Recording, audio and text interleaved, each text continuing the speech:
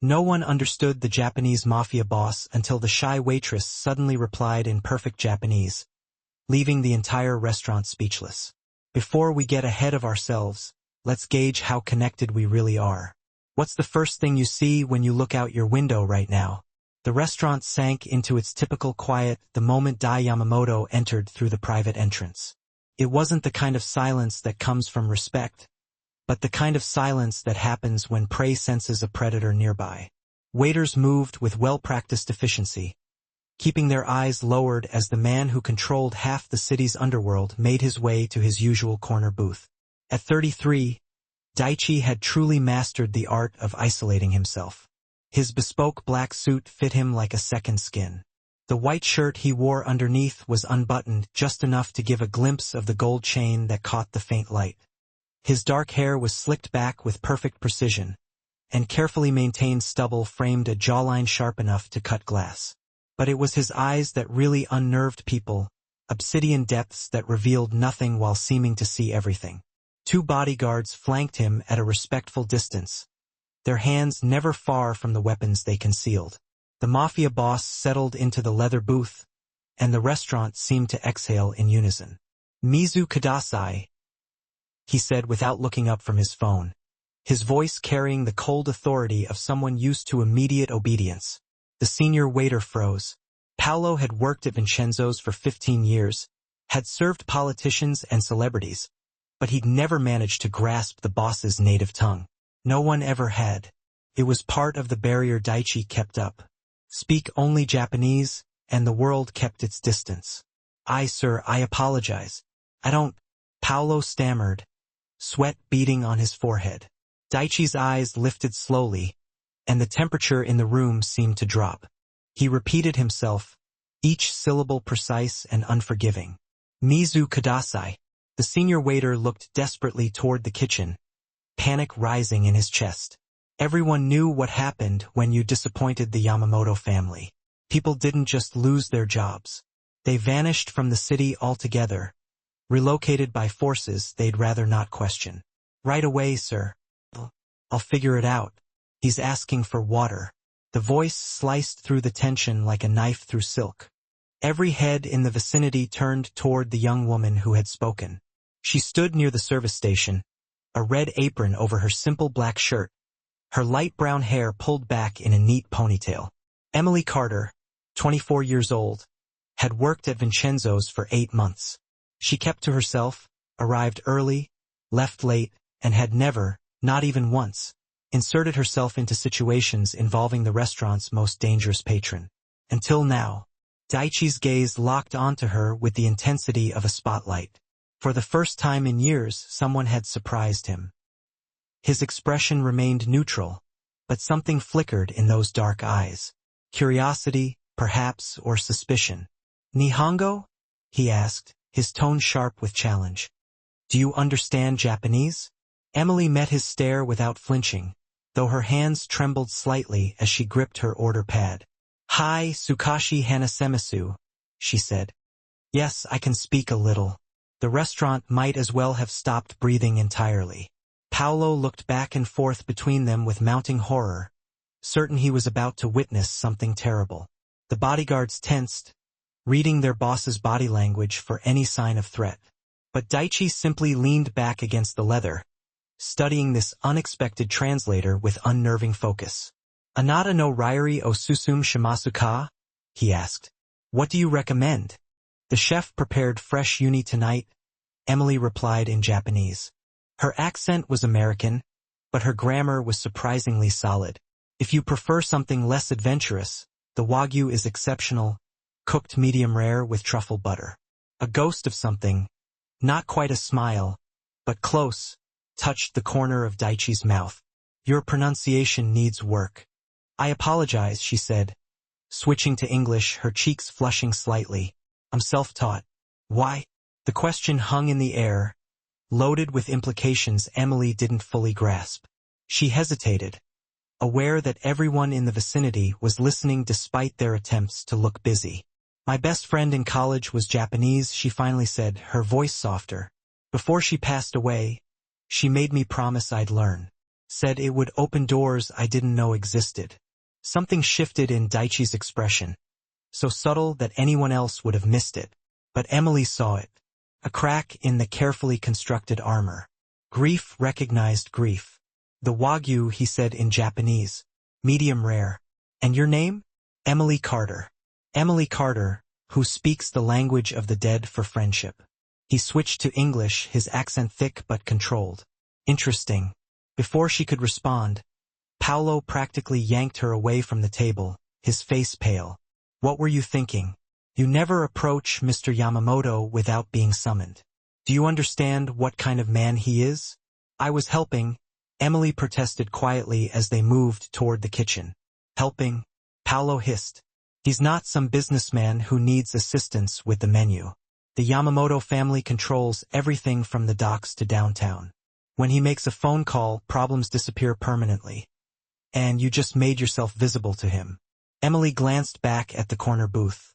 Daichi was on his phone, speaking rapid Japanese to someone who clearly wasn't pleased with whatever he was saying. His bodyguards stood like statues, and the other diners gave his section a wide berth. He just wanted water, she said, though her heart was hammering against her ribs. He wanted isolation, Paolo corrected, and you just shattered it. The rest of Emily's shift passed in a blur of anxious glances and whispered warnings from her coworkers. The Wagyu was prepared with obsessive care. No one wanted to disappoint the man whose reputation alone kept the city's other crime families at bay. When Emily delivered the plate, Daichi was reading something on his tablet, his expression unreadable. Duzo, she said quietly, placing the dish before him. Please enjoy. Sit. Emily blinked. I'm working, sir. Sit, he repeated, gesturing to the seat across from him. It wasn't a request. She slid into the booth, hyper-aware of the bodyguard's attention, of Paolo's horrified expression from across the room, of the way her pulse raced with something that might have been fear, or might have been something far more dangerous. Tell me, Daichi said, cutting into the perfectly cooked meat. Why does a waitress in an upscale restaurant need to speak Japanese? I told you, my friend. Was that the only reason? His eyes pinned her in place. Or did you think it would be useful in a city where my family's influence touches everything? I didn't know who you were until tonight, Emily said honestly. I've seen you here before, but no one talks about the regulars. Not to me, anyway. Daichi studied her with the intensity of someone who'd built an empire on reading people's lies. Whatever he saw in her face must have satisfied him, because he nodded slowly. Your friend. What was her name? Yuki Tanaka. How did she die? The question should have been intrusive, offensive even, but something in Daichi's tone suggested he understood loss intimately. Emily found herself answering. Car accident 3 years ago. She was visiting family in Kyoto. Her voice caught slightly. She was supposed to come back and teach me to make real okonomiyaki. Instead, I learned from YouTube videos and language apps. That's why your grammar is better than your accent, Daichi observed. You learned from text, not conversation. There aren't many people to practice with in my neighborhood. No, he agreed, something dark flickering in his expression. There wouldn't be. They sat in a strange silence for a moment, the restaurant's ambient noise seeming distant. Emily knew she should excuse herself, return to her tables, stop staring at this man who radiated danger like heat from a flame. But she couldn't quite make herself move. Do you know what people call me in the city? Daichi asked suddenly. No, sir. Akuma the demon. He took a sip of water, watching her reaction. Because I built my family's empire on fear and elimination. When rivals challenge our territory, they simply cease to exist. No trials, no police reports, just gone. Emily's throat went dry, but she held his gaze. Why are you telling me this? Because you should be afraid of me, Emily Carter. Everyone else is. He leaned forward slightly. But you're sitting here translating my words like we're discussing the weather. Either you're very brave or very foolish. Maybe I'm just tired of being invisible, she said before she could stop herself. Daichi's eyes widened fractionally, the closest thing to surprise she'd seen from him. Then, impossibly, he almost smiled.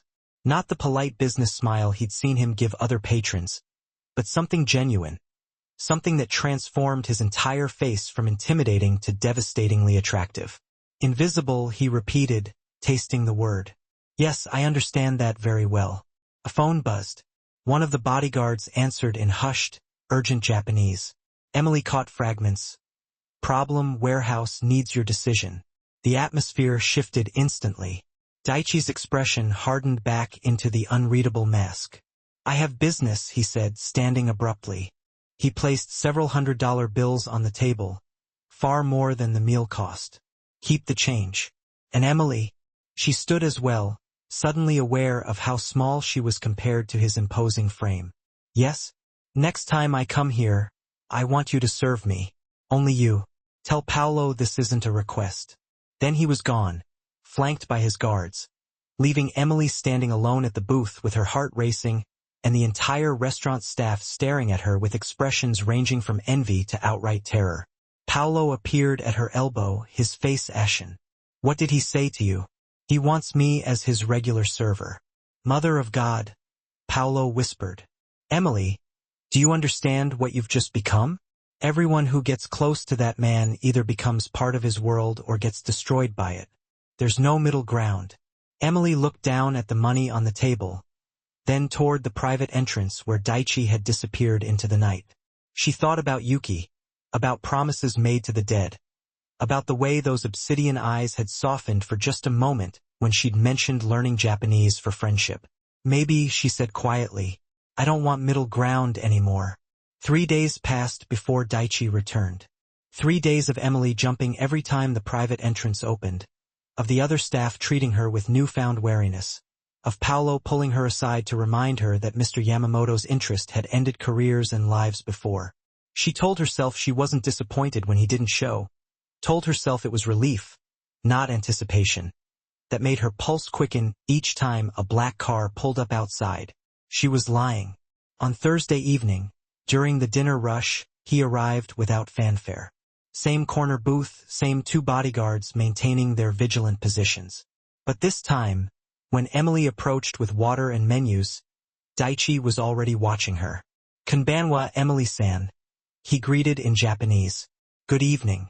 Konbanwa, Yamamoto-san, she replied, her pronunciation slightly better from 3 nights of practicing alone in her apartment. You've been working on your accent. You said it needed improvement. Something flickered in his expression. Approval, perhaps. Sit with me while I order. Sir, I have other tables. Sit. Not harsh but absolute. Emily slid into the seat across from him, acutely aware of the other diners' curious glances, of Paolo's disapproving frown from the host stand. This was breaking every rule, crossing boundaries that existed for good reasons. I had someone look into you, Daichi said conversationally, as if discussing the weather rather than an invasion of privacy. Emily Rose Carter, 24 years old, Columbia graduate with a degree in international relations, could have worked for any number of consulting firms or government agencies. Instead, you serve food to people who barely see you. Emily's stomach dropped. You investigated me? I investigate everyone who enters my sphere. That's how I stay alive.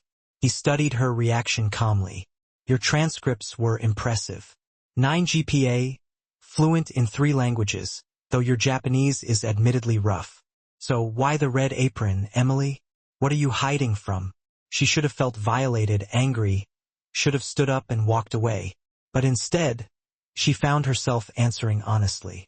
Student loans, my mother's medical bills, the reality that an international relations degree doesn't pay what everyone promises. She met his gaze steadily. Not all of us have family empires to fall back on. No, Daichi agreed, something dark crossing his features. Though family empires come with their own prices, blood prices. Before Emily could respond, one of the bodyguards approached, leaning down to murmur urgently in Japanese.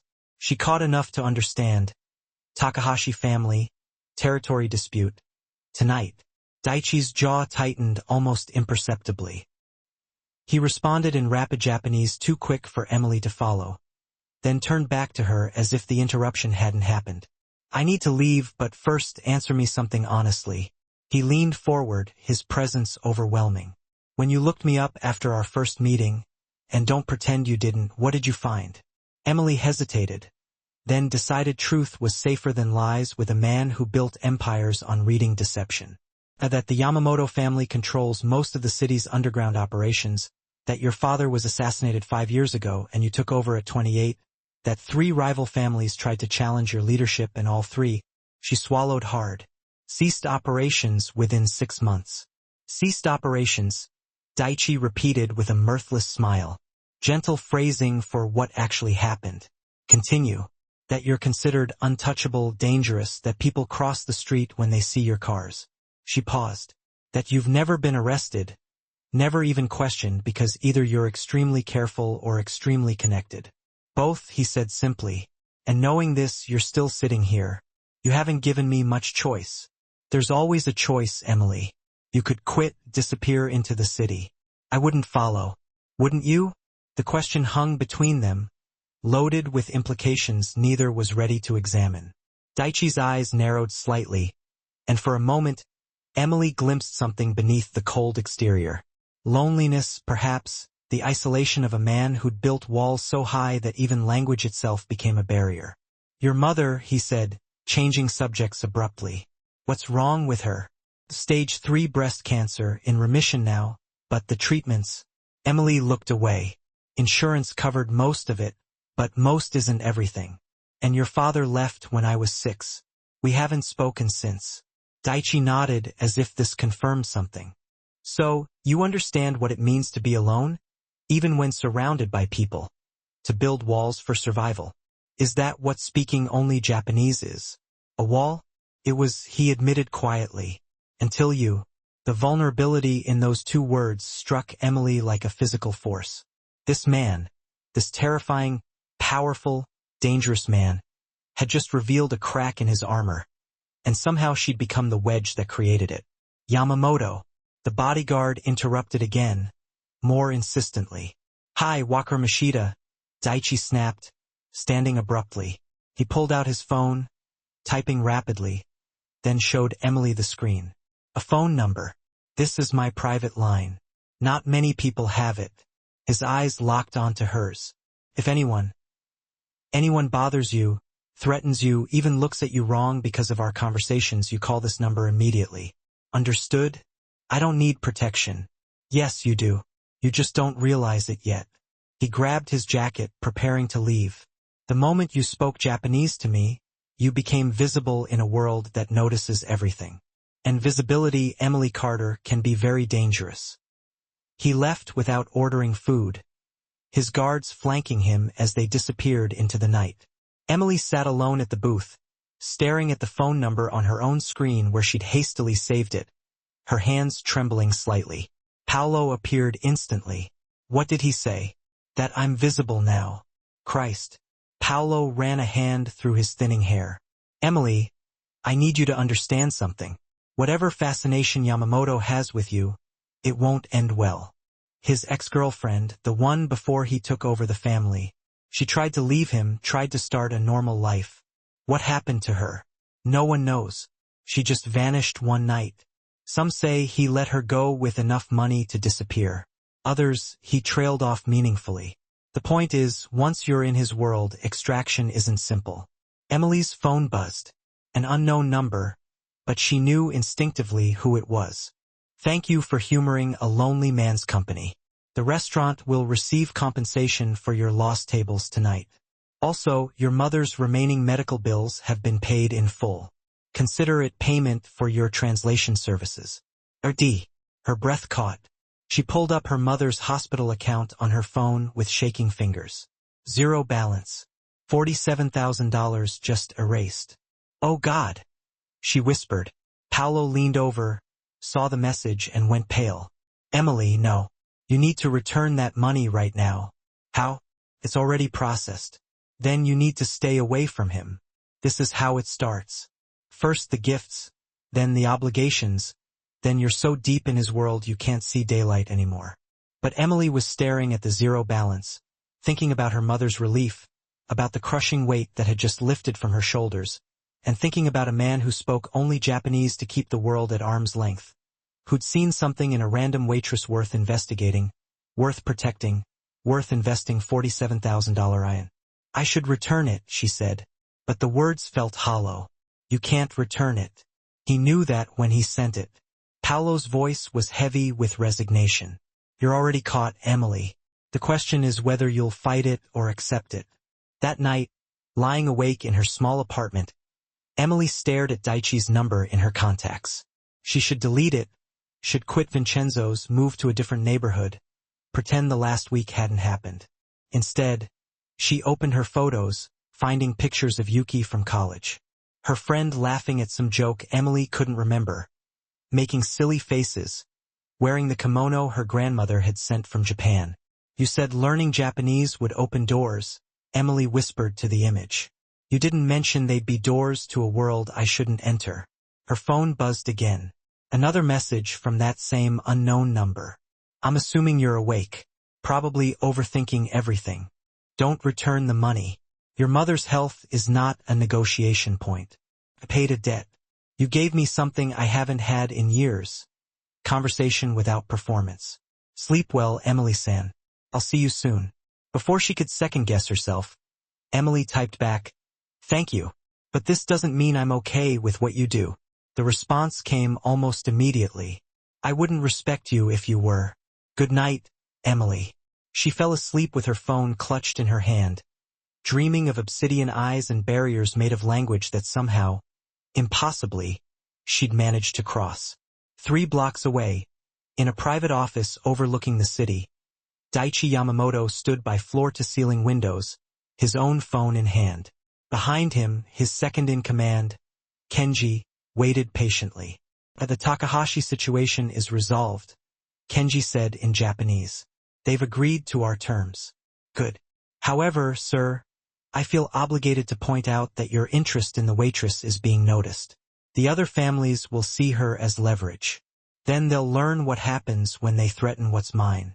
Is she yours, sir? Daichi turned from the window, his expression unreadable. She will be. The next 2 weeks passed in a surreal rhythm. Daichi came to Vincenzo's 3, sometimes 4 times a week, always the same booth, always requesting Emily, and always, without fail, he'd gesture for her to sit with him while he ate. They talked about everything and nothing. He'd ask about her day, her studies, her mother's recovery. She'd practice Japanese, stumbling over phrases while he corrected her pronunciation with infinite patience. They discussed literature, politics, the way the city changed after dark. They never discussed his business, never mentioned the empire built on fear, or the methods that kept rivals at bay. It was an unspoken agreement.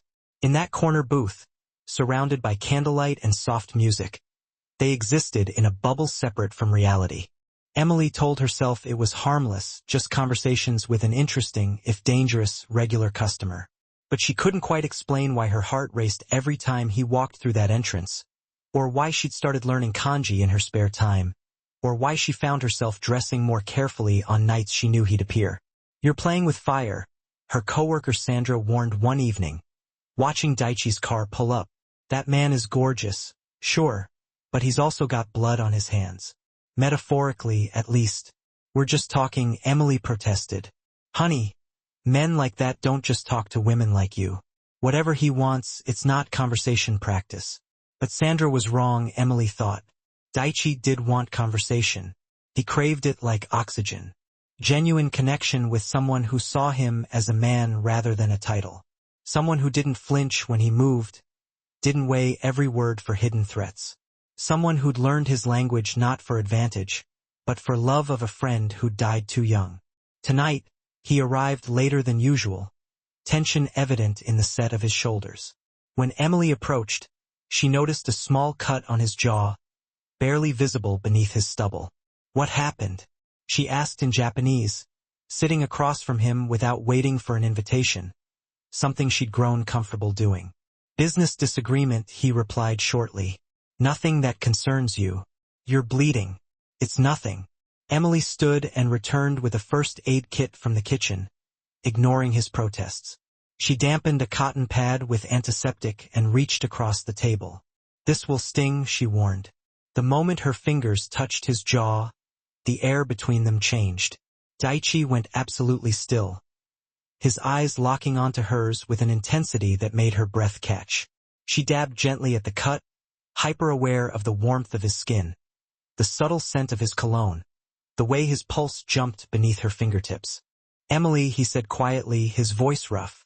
"Almost done," she murmured, applying a small bandage. His hand came up, catching her wrist before she could pull away. Not roughly, but firmly enough to keep her there. "Do you have any idea how dangerous this is? Treating a small cut. These conversations." His thumb brushed against her pulse point, feeling the rapid beat. "I've built my entire adult life on distance and control. And you, with your terrible accent and your honest eyes, are destroying both." Emily should have pulled away, should have reminded them both that this was her workplace, that he was a customer, that the things people whispered about him were probably true. Should have done anything except lean slightly closer and whisper, "Maybe I want to. You don't know what you're saying." "Don't I?" She met his gaze steadily, seeing the conflict there. Want warring with something that might have been protectiveness. "I'm not naive, Daichi. I know what you are, what you do." It was the first time she'd used his given name. The intimacy of it hung between them like a confession. "If you know," he said softly, "then you should run far and fast." "Is that what you want?" "What I want," Daichi said, his eyes dropping to her lips. "And what's best for you is a whole other ballgame." A phone vibrated. Not the bodyguards. He shot a glance at it, and whatever he saw twisted his face into a frightening mask. "I gotta go. Another business disagreement."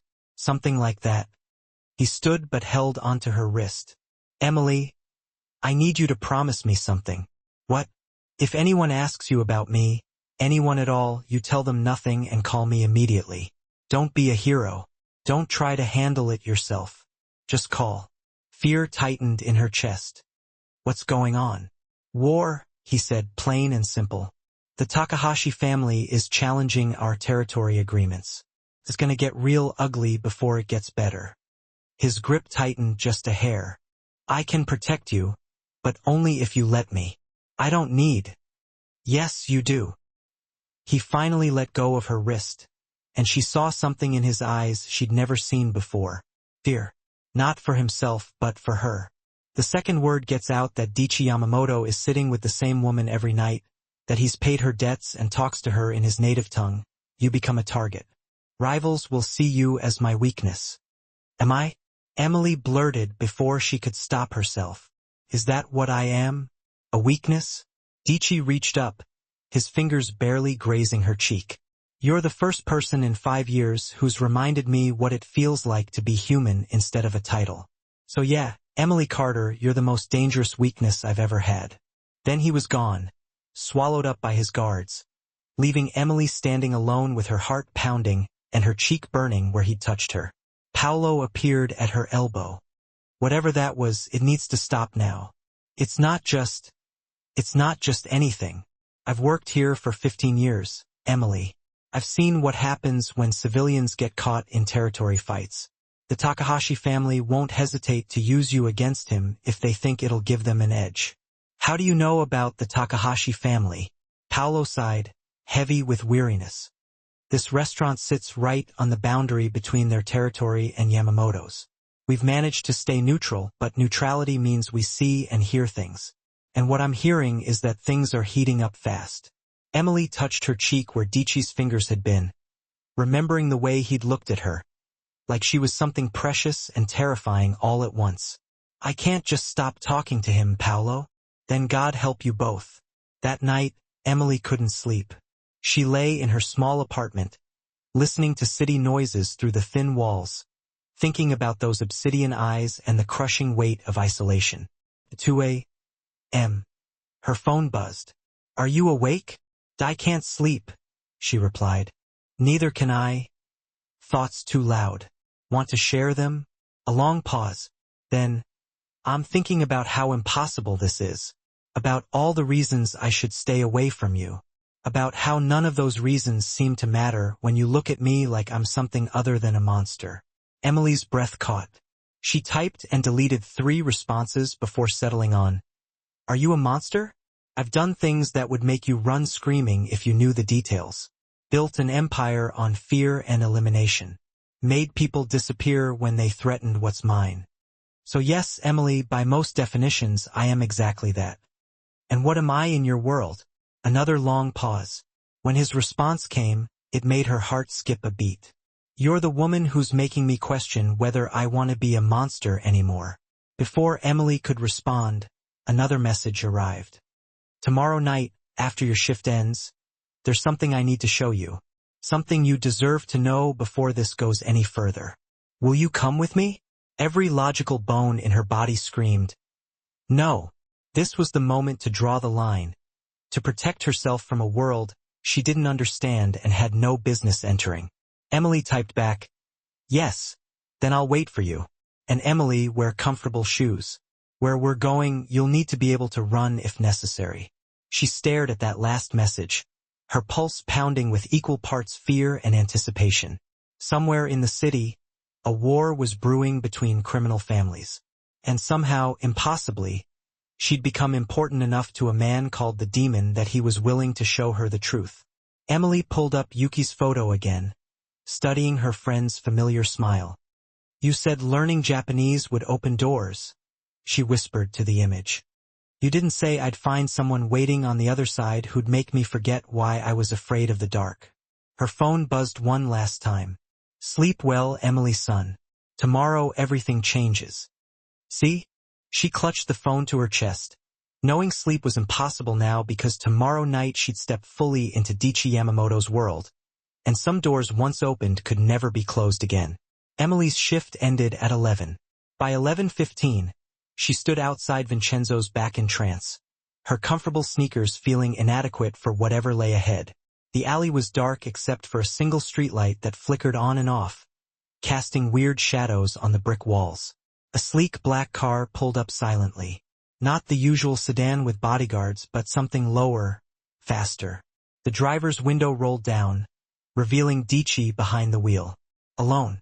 You came, he said, and she heard genuine surprise in his voice. You asked. Emily walked toward the passenger side, hesitating with her hand on the door.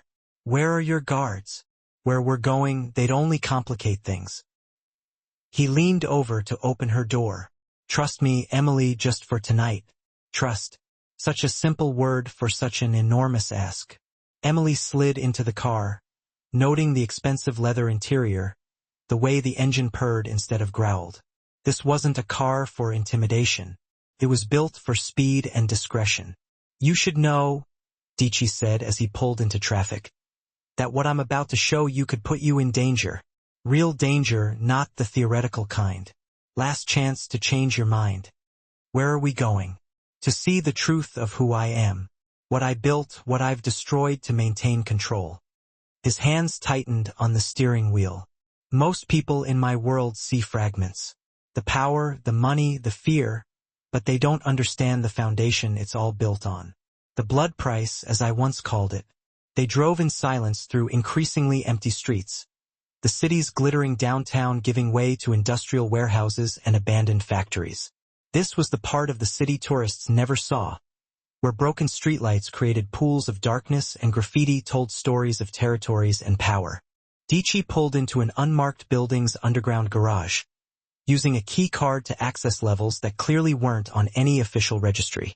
When they finally stopped, they were 4 floors beneath street level in a pristine parking area that held only 3 other vehicles. All expensive, all nondescript. This is the heart of the Yamamoto Empire, Dichi said quietly. Our headquarters, where decisions are made that affect thousands of lives. He turned to face her. Once you see inside, you can't unsee it. You'll know things that make you complicit, at least legally. Then why bring me here? Because I'm tired of the distance. His voice was raw with honesty. Tired of pretending that what's happening between us is simple or safe. You deserve to make an informed choice about whether you want this, want me, knowing exactly what comes with it. Emily took a deep breath. Show me. The elevator required a thumbprint and a code. As they ascended, Dichi explained in quiet Japanese, maybe seeking comfort in the language that had once been his shield. My father built this organization from nothing. Came to America with $3 and a willingness to do whatever it took to survive. By the time I was born, we controlled the docks, the import routes, half the city's underground economy. His expression darkened. But control requires constant maintenance. Challenges from rivals, betrayals from within, authorities that need managing. It's not like the movies, Emily. There's no honor in it.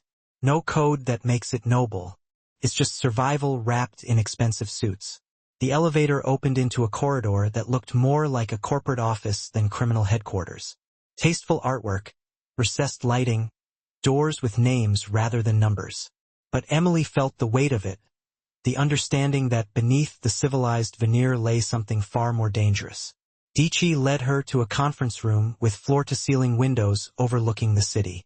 A detailed map covered one wall, marked with colors and symbols that meant nothing to Emily but clearly represented territories and power structures.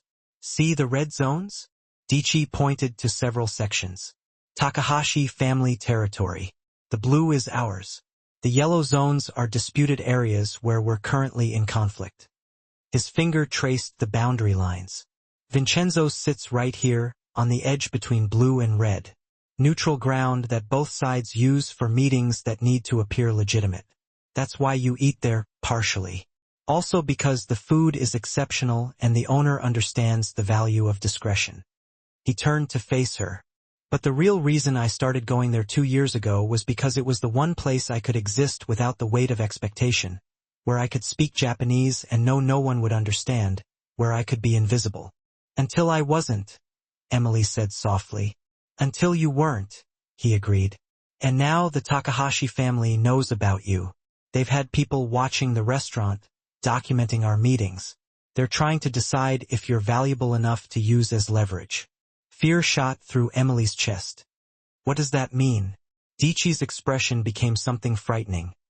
Cold, calculated, utterly ruthless. It means they're considering whether kidnapping or threatening you would force me to concede territory. Whether the demon of the Yamamoto family has finally found something worth surrendering for. And have you? The question hung in the air between them, heavy with implications. Dici moved closer, close enough that Emily could see the flecks of gray in his dark eyes, the tension in his jaw, the way his hands clenched and unclenched as if he was restraining himself from reaching for her. Yes, he said simply. Which is why I need you to understand exactly what that means. What I'll do to protect you. He gestured toward a laptop on the conference table. This contains files on every major operation we've conducted in the last 5 years.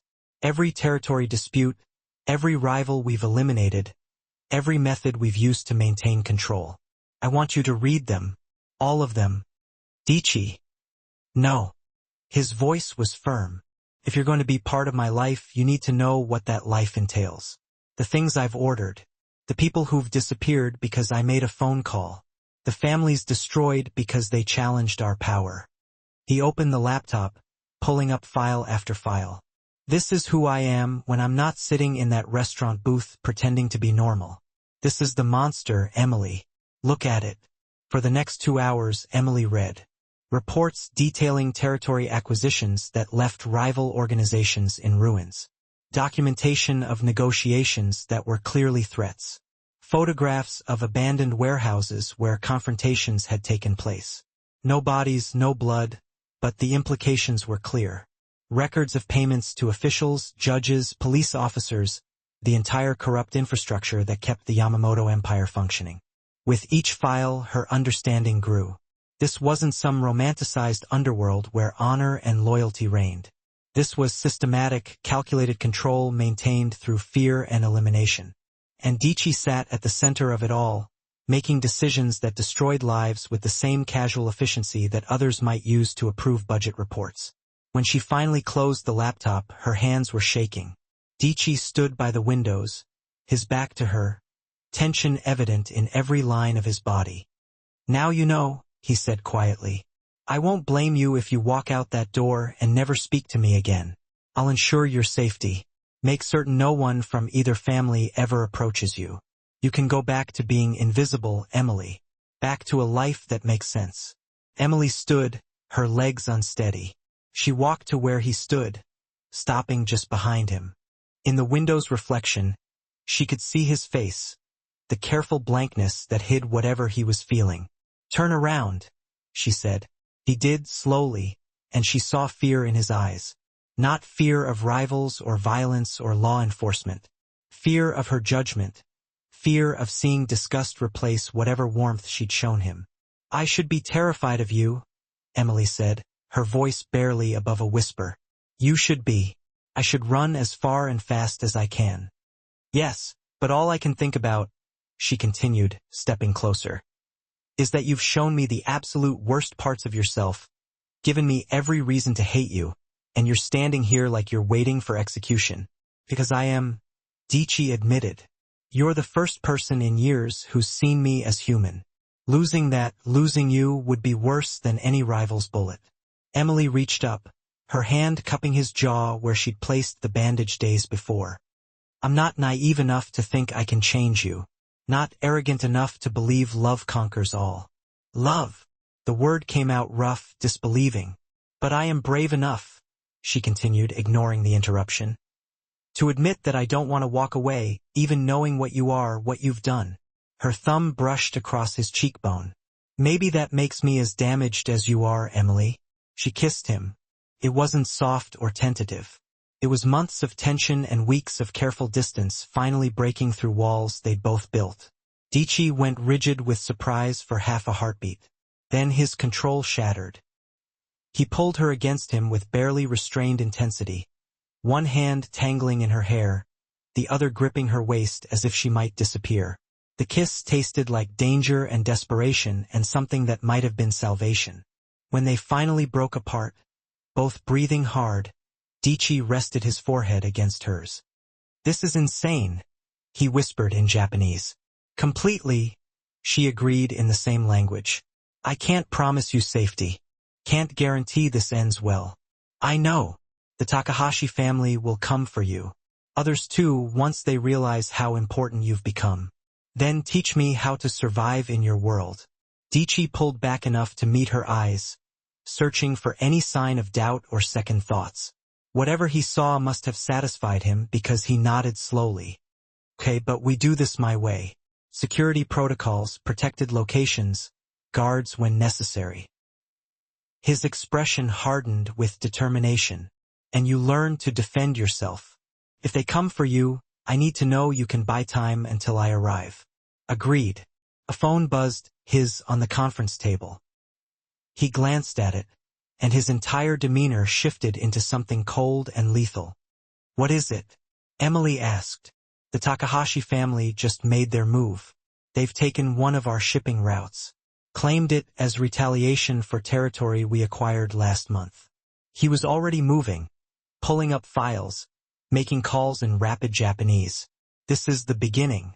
They're testing our response time, our willingness to fight back." "What are you going to do?" Dichi looked at her, and she saw the man behind the mask, the one who'd killed and ordered deaths and built an empire on elimination. "I'm going to remind them why people call me Akuma, why the Yamamoto family has held power for 30 years. He pulled her close one more time, kissing her with an intensity that felt like goodbye. "But first, I'm getting you somewhere safe. Somewhere they can't touch you while I handle this. I don't want to hide. This isn't negotiable, Emily. The warehouse confrontations that happen when territories are challenged, they're not something you can witness and remain innocent." His voice was absolute. "You wanted to be part of my world. This is me protecting what's mine. Let me." She wanted to argue, to insist she was strong enough to handle whatever came. But the look in his eyes stopped her. Not control or dominance, but genuine fear. Fear that she'd be caught in the crossfire, that the violence he'd shielded her from would touch her anyway. "Okay," she whispered. "But you come back to me. Always," Dichi promised. "I've spent 5 years being a monster because it was easier than being human. You don't get to give me back my humanity and then disappear."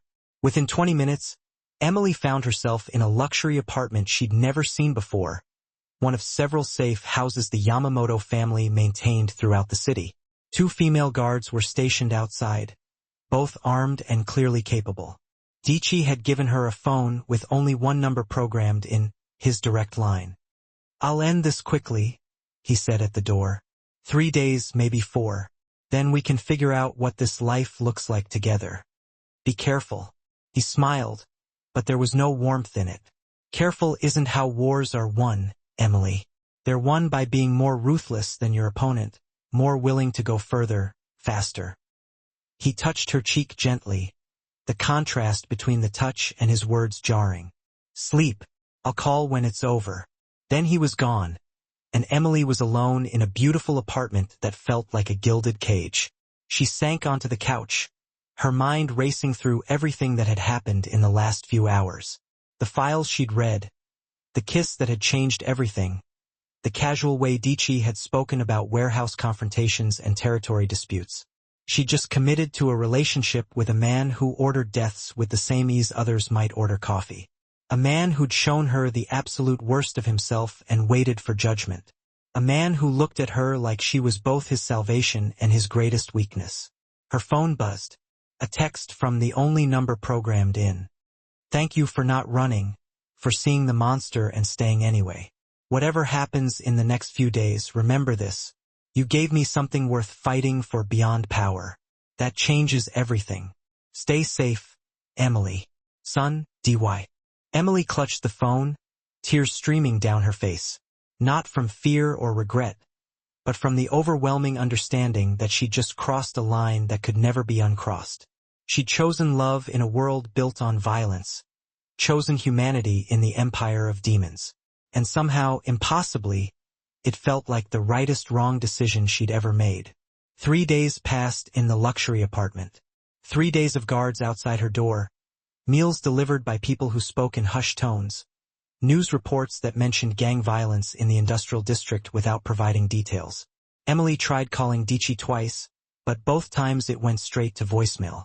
She left no messages. What could she say? Hope the territory war is going well? On the morning of the 4th day, her phone finally rang. Emily. His voice was rough, exhausted, but alive. It's over. Are you okay? Physically unharmed. The Takahashi family has agreed to our terms. They're withdrawing from the disputed territories and accepting our original boundary agreements. A pause. It wasn't pleasant. Emily closed her eyes, not wanting to imagine what wasn't pleasant meant in his world. When can I see you? Tonight. I'll pick you up at 7. There's something I need to show you. The aftermath. You need to see what choosing me really means. Dici. No, Emily. You've seen the files and the maps. Now you need to see the reality. Then, if you still want this, we move forward together. His voice softened. I'm not trying to scare you away. I'm trying to give you an honest foundation. No illusions. At 7 o'clock precisely, the apartment door opened, but the man who walked in wasn't the polished, controlled Dici she'd known. His suit was rumpled, dark circles under his eyes, a fresh bruise along his jaw. He looked like he hadn't slept in days. You look terrible, Emily said, crossing to him immediately. War isn't kind to anyone, even the victors. But he pulled her into his arms, holding her with an intensity that spoke of relief and exhaustion. God, I missed you. 3 days felt like months. What happened? The version for civilians? We had aggressive negotiations that resulted in mutually beneficial territory agreements. He pulled back, his eyes searching her face. The truth? I had to make examples. Show them why challenging the Yamamoto family has consequences that extend beyond simple business losses. Did people? She couldn't finish the question. No one died. Not this time. Dici's expression was grim. But several of their key operatives are no longer in position to cause problems. The Takahashi family understands now that touching you, threatening you, or even thinking about you too hard will result in consequences they're not prepared to face. He led her down to the car, this time with one bodyguard following at a discreet distance. They drove through the city as dusk settled, the lights beginning to twinkle across the skyline. But they weren't heading downtown. Instead, Dici drove toward the waterfront to an area of renovated warehouses that had been transformed into upscale lofts and galleries.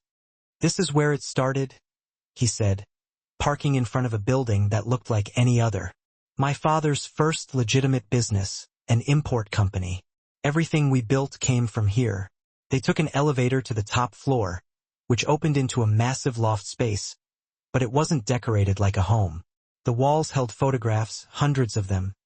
Pictures of a young Dichi with a stern-looking older man who must have been his father, images of the Yamamoto organization through the decades. And in the center of it all, a large portrait of the elder Yamamoto with dates beneath, 1958 to 2020.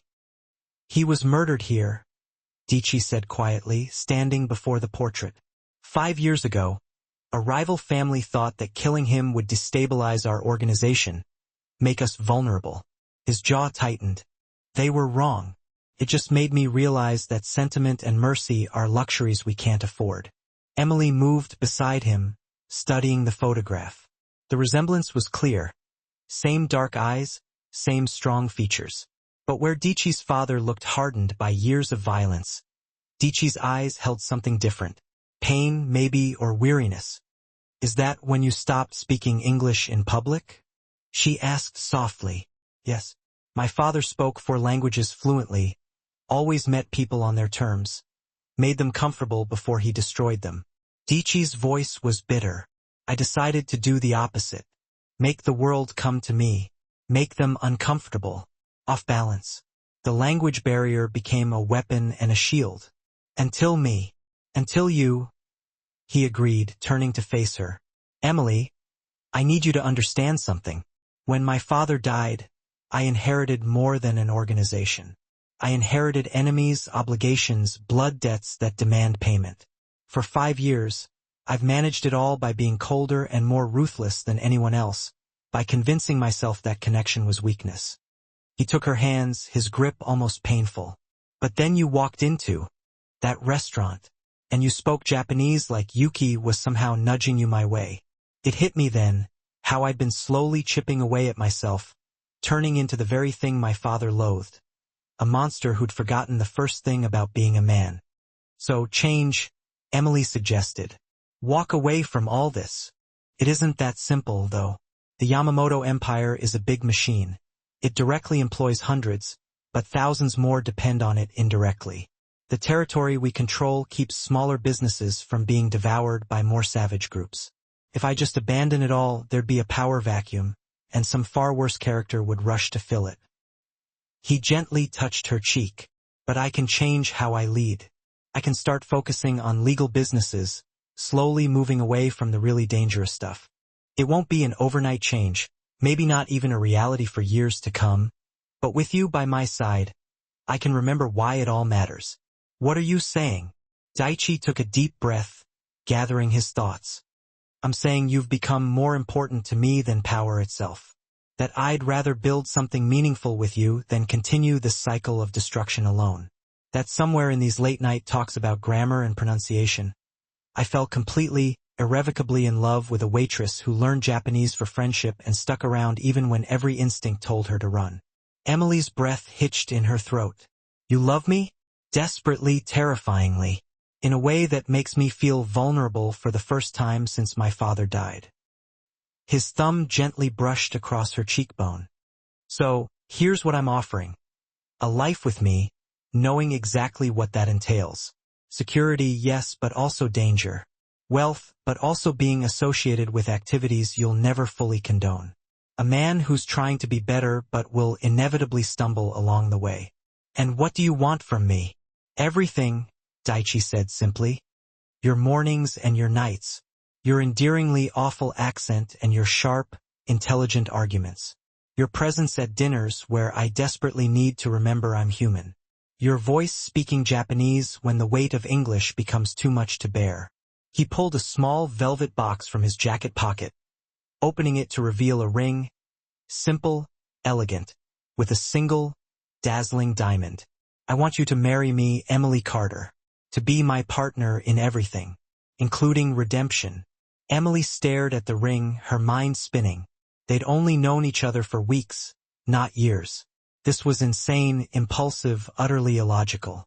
Every rational thought in her head screamed that it was too fast, too dangerous, too complicated. Yes, she whispered. Daichi's eyes widened in surprise.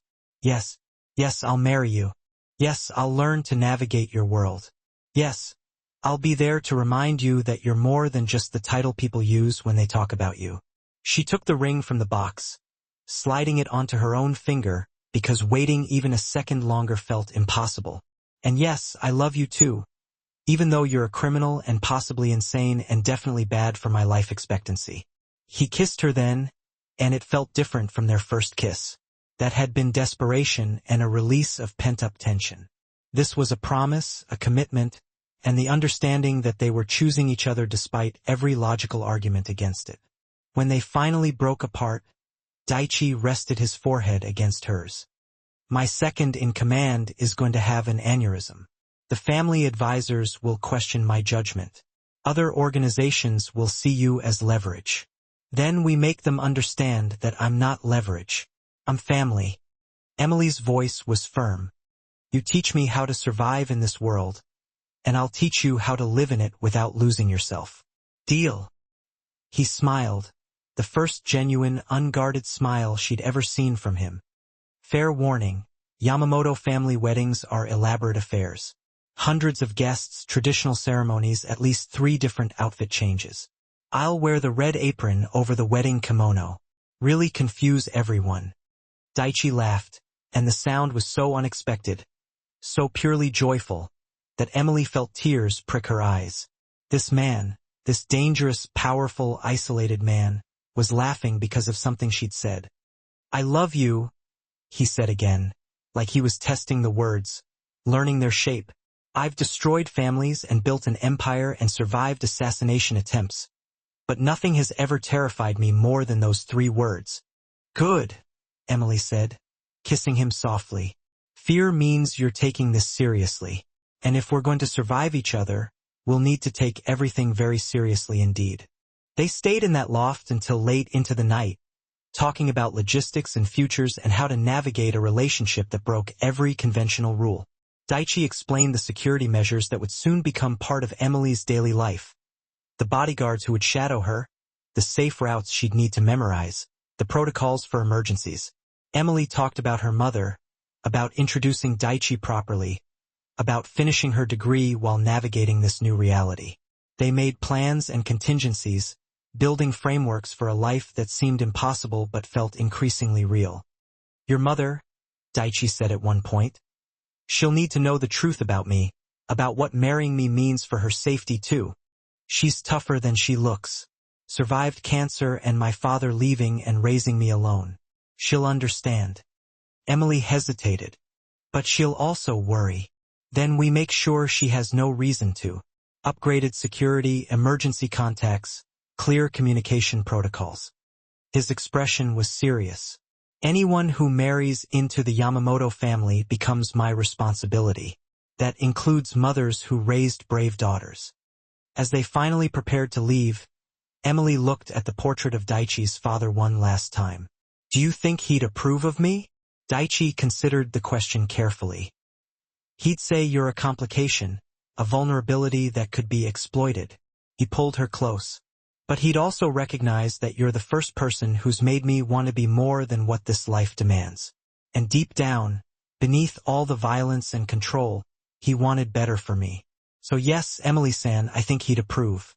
They drove back through the city, and Emily noticed the way Daichi's hand sought hers at every stoplight, like he needed constant reassurance that she was real and hadn't changed her mind. When they reached her apartment building, the regular one, not the safe house, he walked her to the door despite the bodyguard's obvious presence. Her hair had been styled in an elaborate updo, adorned with ornamental pins that had belonged to Daichi's grandmother. You look beautiful, her mother said, adjusting the collar with gentle hands. Patricia Carter had taken the news of her daughter's engagement with surprising grace. Perhaps surviving cancer had given her perspective on which battles were worth fighting. Or perhaps she'd seen the way Daichi looked at Emily and recognized genuine love beneath the dangerous exterior. I'm marrying into the mob, Emily said, not for the first time. You know that's insane, right, sweetheart? Honey, I married your father, who abandoned us for a cocktail waitress in Reno. Compared to that, a man who actually shows up and pays my medical bills is a significant upgrade. Patricia smiled. Besides, I've seen you happier in these 6 months than in your entire adult life. That has to count for something. The door opened to admit Kenji, Daichi's second-in-command, who'd become an unexpected ally during Emily's integration into the Yamamoto organization. The ceremony begins in 10 minutes. Are you ready? As ready as I'll ever be to promise forever to a man who still speaks Japanese when he's stressed. He speaks Japanese when he's happy now, too, Kenji observed.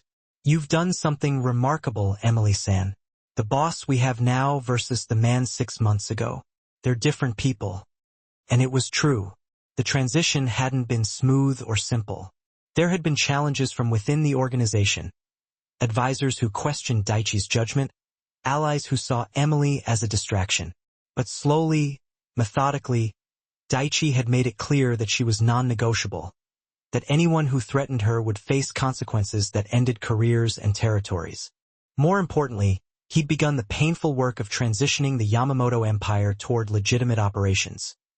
Investments in real estate and technology, partnerships with above-board companies, slowly distancing from the most dangerous aspects of their history. It would take years, maybe decades, but the foundation was being built. Emily had her own battles, learning to navigate a world where every conversation carried hidden meanings, where alliances shifted like sand, where her words could have unintended consequences. The bodyguards who shadowed her everywhere, the protocols for public appearances, the understanding that privacy was now a luxury rather than a default. But there were victories, too.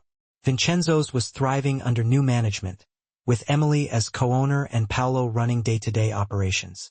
She'd finished her degree, mostly online but finished.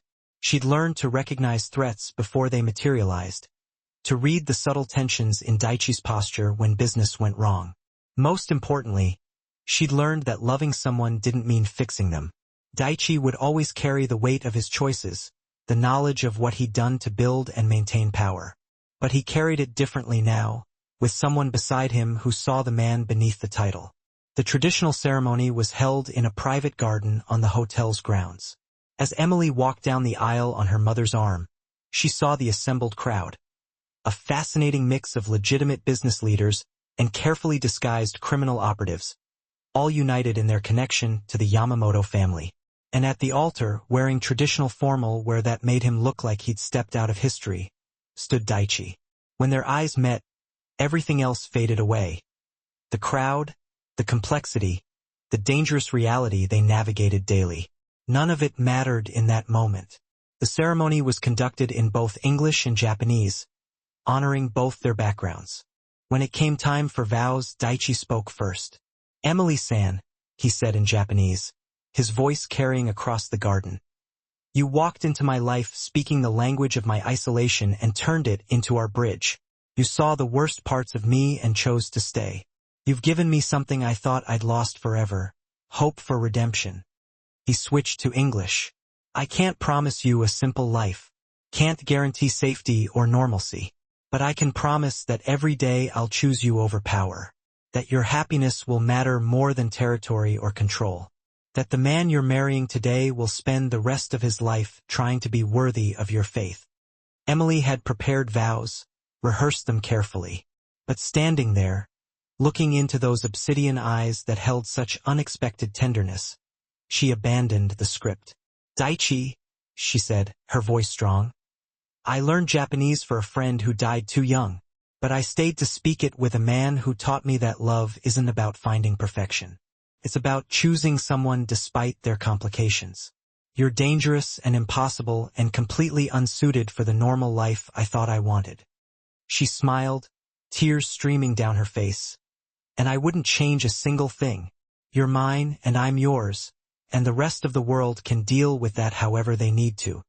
When they kissed, husband and wife, the garden erupted in applause from people who'd probably never imagined seeing Daichi Yamamoto show genuine emotion. But he did, holding Emily like she was the only real thing in a world of carefully constructed illusions. The reception was elaborate, exactly as Daichi had warned. Multiple courses, speeches in various languages, traditional performances interspersed with modern music. Emily changed outfits 3 times, from the white kimono to a red formal gown to a sleek black dress for the final dance. Surviving, Daichi murmured as they danced, the party continuing around them. Thriving, Emily corrected. Your uncle's speech in Japanese was hilarious, by the way. I hope not everyone understood the part about your teenage years. You weren't supposed to understand that part either. Too bad. I now have blackmail material for future arguments. Daichi laughed, pulling her closer. I love you, Emily Yamamoto. Thank you for gambling on an impossible future. Emily Carter Yamamoto, she corrected. I'm keeping part of my name. Someone has to maintain a connection to the world outside. Fair enough. He spun her gently. Our flight leaves in 3 hours. 2 weeks in Japan, showing you where I came from, introducing you to family who couldn't make the journey. Will they approve? They'll love you.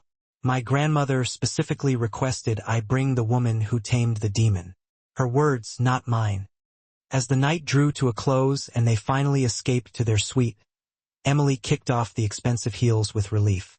Daichi loosened his tie, and for a moment they simply existed together in comfortable silence. Do you ever regret it? He asked quietly. That night you spoke Japanese in the restaurant. If you could go back, would you stay silent? Emily considered the question seriously. The last 6 months had been chaos. Beautiful, terrifying chaos that had reshaped her entire existence. She'd gained wealth and security but lost anonymity and simplicity. She'd found love, but accepted the constant awareness that danger lurked at the edges of their lives. No, she said finally. Because that night I stopped being invisible, and you stopped being alone. Everything else we can figure out together. Daichi crossed to her, cupping her face with hands that had ordered devastation, but touched her with infinite gentleness. I was convinced I'd spend my entire life isolated by choice and necessity. That connection was a weakness I couldn't afford. And now I understand that isolation was the weakness. Connection. You are what makes me stronger. He kissed her softly. Thank you for seeing past the monster to the man who desperately needed to be found. They stayed in Japan for 2 weeks, and Emily watched Daichi transform in his homeland. He laughed more easily, spoke Japanese without the undercurrent of isolation, introduced her to temples and traditions that had shaped his childhood, before violence reshaped everything else. His grandmother, a tiny woman with eyes exactly like Daichi's, took Emily's hands and spoke in rapid Japanese that Emily struggled to follow. Daichi translated, his expression soft. She says that my father would have approved, that you have the strength to walk in darkness without being consumed by it, that our children will bridge 2 worlds, honor and redemption. He paused. She also says your accent is improving but still needs work. Your grandmother is delightfully savage, Emily said, making the old woman laugh at whatever she read in Emily's expression. They returned to the city transformed. Not fundamentally different people, but versions of themselves who'd chosen complexity over simplicity, danger over safety, love over logic. The Yamamoto Empire continued its slow transformation, with Emily gradually taking on roles that surprised everyone, including herself. She became the face for their legitimate businesses, the bridge between the underground and above-ground operations. She learned to negotiate with politicians and criminal operatives with equal facility. She became fluent in the language of power, not just Japanese, but the universal dialect of those who shaped cities from shadows. But she also insisted on maintaining connections to her old life. Weekly dinners with her mother, regular visits to Vincenzo's, where she'd sometimes help during rushes just to remember what normal felt like. Friendships with people who knew nothing about the Yamamoto Empire and saw her simply as Emily. You're building something remarkable, Kenji observed one afternoon, watching Emily mediate a dispute between 2 of their legitimate business partners. A life that exists in multiple worlds simultaneously. It's exhausting, Emily admitted, but it's mine, ours. 1 year after their wedding, Emily and Daichi stood in that same corner booth at Vincenzo's, the place where everything had started. Paolo had retired, and the restaurant was thriving under new management. But they'd kept the booth exactly as it was. A shrine to impossible beginnings. Do you remember what you ordered that first night? Emily asked, speaking Japanese as naturally as breathing now. Wagyu, medium rare with truffle butter. Recommended by a waitress who'd learned my language for friendship and stayed for something neither of us expected. I was so terrified of you. You should have been. I was dangerous. Daichi paused, then corrected himself. I am dangerous, but differently now, more carefully. Because of me, because of us, because you gave me something worth being careful for. He took her hand, the matching wedding bands catching the light. I used to think power meant control and isolation.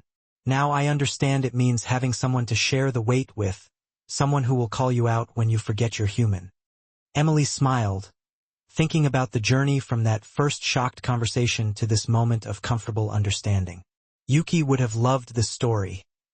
The drama, the impossibility, the ridiculous romance of it all. Tell me about her again, Daichi requested. About the woman who unknowingly brought us together. So Emily did, speaking in English and Japanese interchangeably, painting a picture of her friend who'd made her promise to learn a language that would open doors. And as she talked, she realized that those doors hadn't just opened. They'd led her through darkness into unexpected light. Led her to a man called a demon who'd forgotten how to be human until a waitress reminded him that language wasn't just about words. It was about connection, bridge building, the willingness to be vulnerable enough to let someone translate your heart. Thank you, Daichi said when she finished, his voice thick with emotion, for honoring her memory by building this life with me, for proving that learning Japanese for a friend could lead to loving a monster and finding the man underneath. You're not a monster, Emily said firmly. You're a man who did terrible things to survive a terrible world. But you're changing. We're changing it together. They sat in that booth for hours, speaking in two languages that had become one, planning futures and remembering pasts, existing in the complicated, beautiful space between darkness and light that they'd claimed as their own. And somewhere in the universe, Emily chose to believe that Yuki was watching, laughing at the absurdity and perfection of it all. At the promise kept, the language learned, the doors opened, and the love found in the most impossible of places. The language of silence had become the language of connection. And Emily Yamamoto, once an invisible waitress, now an equal partner to a man reshaping an empire, finally understood what Yuki had meant all along. Learning Japanese wouldn't just open doors. It would teach her that the most powerful translations happen not between languages, but between hearts, willing to bridge the impossible distance between isolation and love. The end.